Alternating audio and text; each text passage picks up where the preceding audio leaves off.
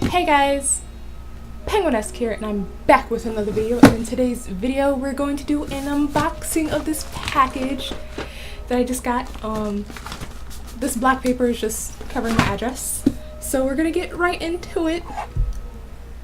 We have our scissors, and I hope you guys like this background. I'm trying to get into the fall vibes, so hopefully we're doing it correctly. Look at those bubble wrap! I love unboxing packages. It's like the best. It's like Christmas. I gotta throw it this way.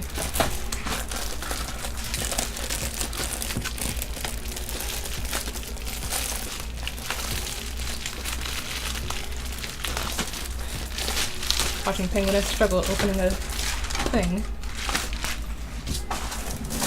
Hello! Oh my god, guys, look at it.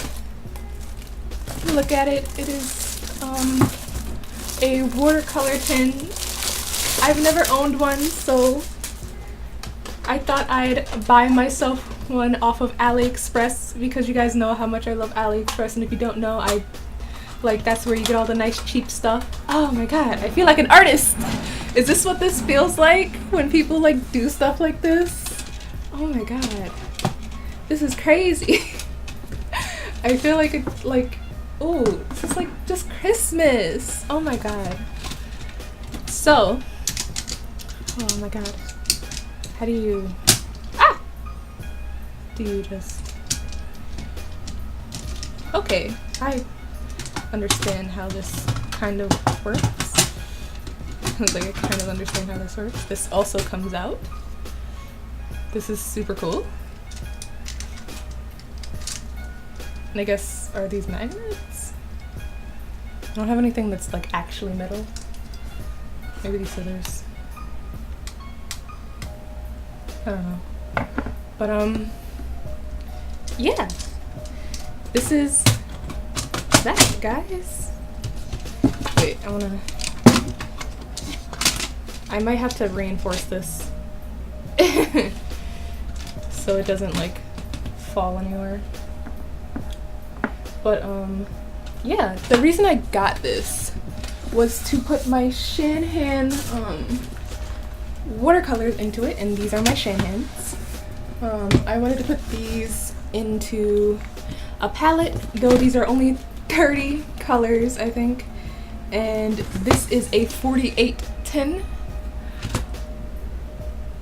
I don't know how I'm gonna go about this, but I'm gonna, do this. I just feel so artsy and stuff. I can't wait to put all these in there. It's gonna be great.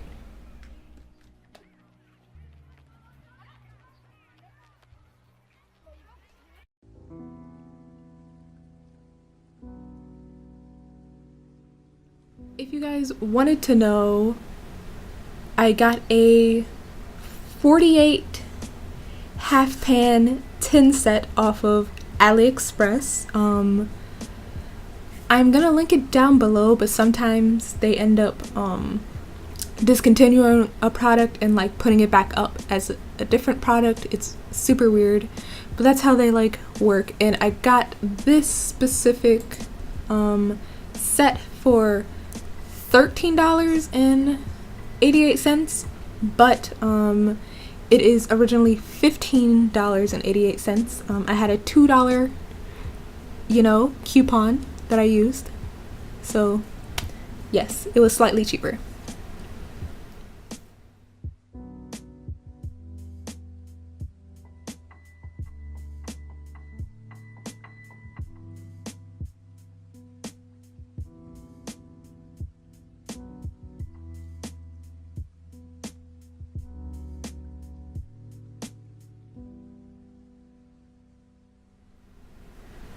But here you see me writing down all the colors of the tubes, numbers, and the names.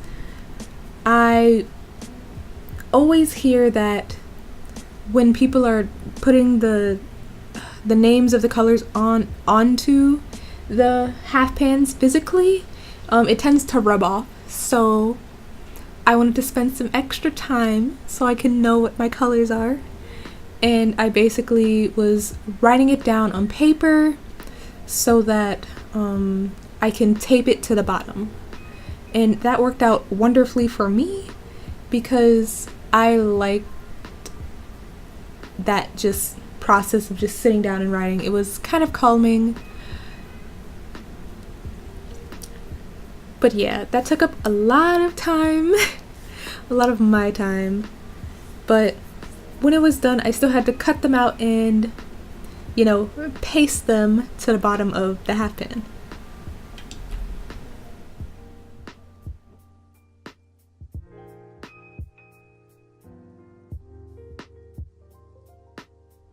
Cutting out the paper took a super duper long time.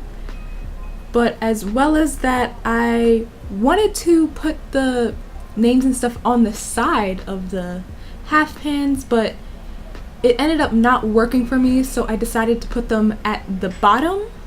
So if I did like pull them out, I could see it at the bottom, and like if I put it back into the tray, there wouldn't be as much friction, I guess, when I pull it in and out if I have to like change stuff, or, you know, I guess if I want to change things.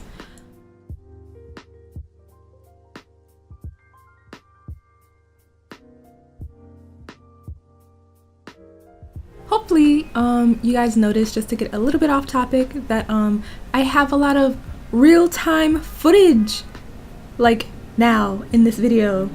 I think it's super cool when I see other artists do real-time footage, so I thought I'd try and implement it here because, you know, I thought it would just be fun.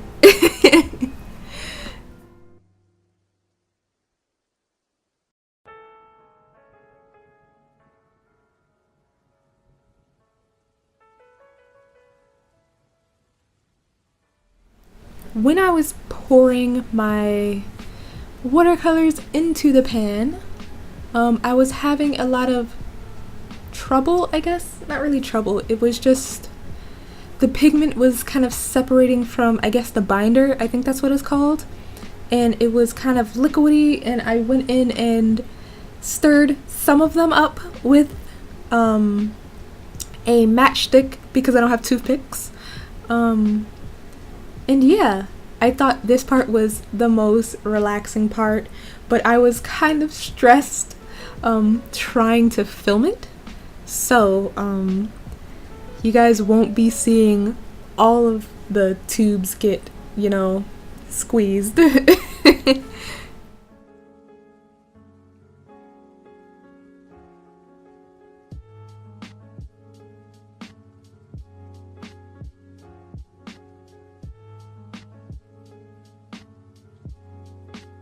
Speaking of being stressed about filming, my overhead shot was compromised by OBS, and what I mean by that is the overhead shot, when I played it back, it was super duper choppy, and like it lagged, and like it was just a bad time.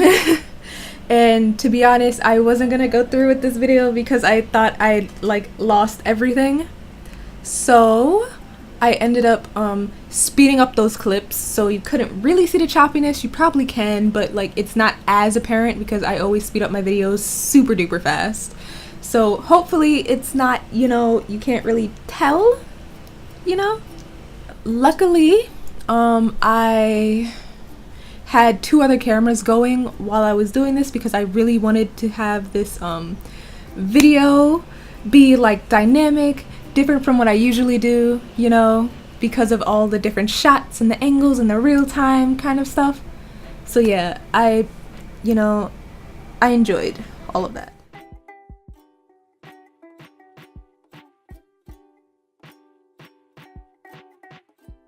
A problem that I had after getting all of my paints in the pans was I didn't stir all of my paints, and with that came air bubbles, and I didn't know that.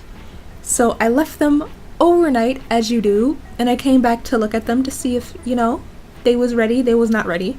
But they had like, the air bubbles had like bursted to the top, and like it spritzed on all the other colors. So that was a little irritating, I guess. I was just not expecting that, to be honest.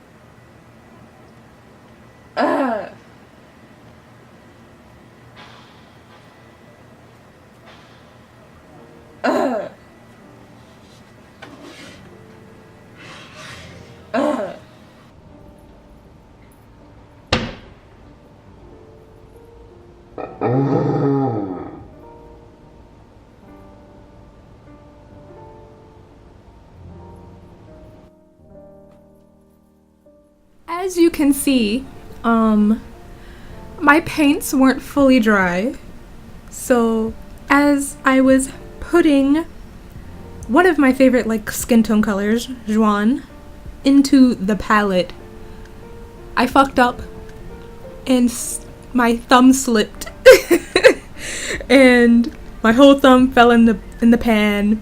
It was a mess. It hurt a little, but I ended up perfecting putting them into the pan palette or whatever. I like went a space or so over and then pushed it in, and then I had my thumbnail on the end of it, and then I pushed down. I really did not want that to happen again to another color, and you're probably like, Penguin, Crystal, why did you put them in before they dried fully? And to be honest, I kind of thought they dried, but I guess it was just only the top surface that dried, and I was trying to like dry my paints in like different ways because I was like, I really want to use this palette, but like they haven't dried fully. So yeah, I ended up trying to put my, well, I used my heat gun to try and dry them, and then I used like, you know, an oven to try and dry them. It was just not working, and I got scared after I did one, so like I ended up scrapping that. But here is my semi-complete palette. Yeah, I hope you guys enjoyed me, you know, this process of me putting together my first ever palette. I hope you guys stick around for more. Subscribe if you haven't. Hit that like button. Also hit that notification button so you know you get notified anytime I upload a new video. Bye guys.